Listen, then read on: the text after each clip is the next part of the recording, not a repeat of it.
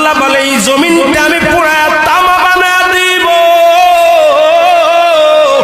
এই জমিনের মধ্যে যত পানি আছে পানিগুলো আমি আল্লাহ পুরা ছাই বানায় দিব। যেদিন কিচ্ছু বলতে কিচ্ছু থাকবে না,